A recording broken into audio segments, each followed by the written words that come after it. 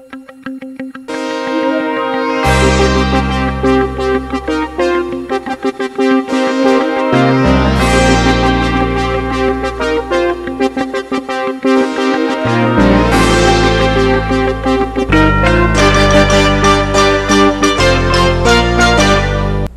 female soldier was among 5 Filipino Americans to die in a bomb blast last month in Afghanistan. Philippine News has learned that Sergeant Zaina K. Creamer, 28 years old, a trained dog handler in the U.S. Army Military Police, was killed January by an improvised explosive device while her unit was clearing areas for an air assault mission. The embassy said she died January 12 in Kandahar. Creamer was to be buried February 4 with full U.S. military honors at the family cemetery in Siquijor Province. The Chargé d'Affaires of the U.S. Embassy in Manila praised the fallen soldier in PhilippineNews.com.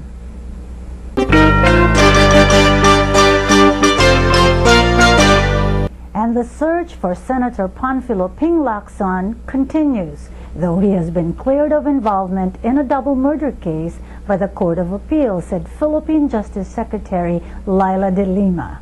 On February 3, the appellate court ruled in favor of Lacson in the case filed by the daughters of slain Promotions executive Bobby Dacer.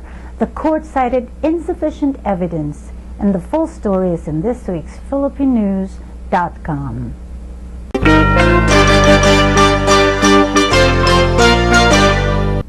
For Francis Britannico and Robert Montecalma, the new legislation recognizing same-sex unions in Illinois means less worry about issues such as medical decisions and insurance benefits.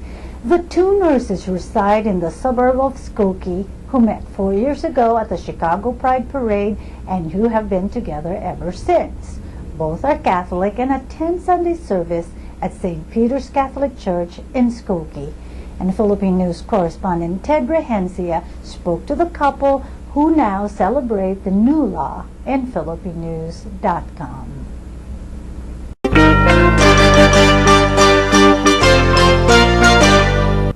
Filipino Americans in New York, New Jersey, San Francisco, Los Angeles, and San Diego have joined the escalating protests in Cairo.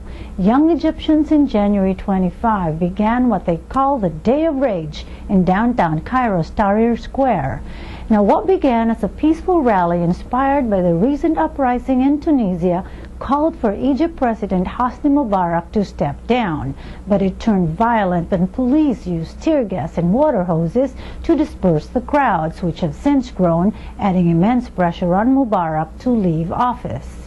Members of an Akbayan in New Jersey told correspondent Len Almaden Thornhill why they sympathize with the Egyptians in PhilippineNews.com.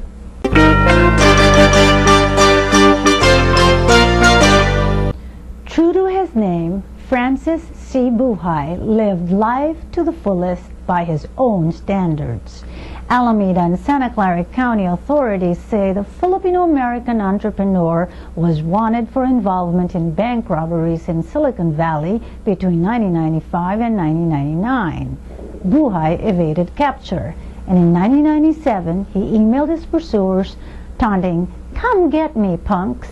Then in 1999, the fugitive suddenly surrendered at the U.S. Embassy in Manila and later was sentenced to 9 years in prison. Last month, he apparently returned to his favorite activity.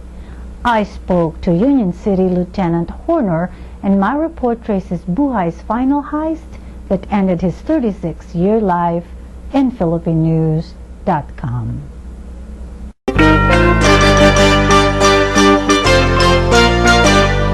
Mark Pulido has thrown his hat into the March 8 elections as candidate for the Cerritos City Council.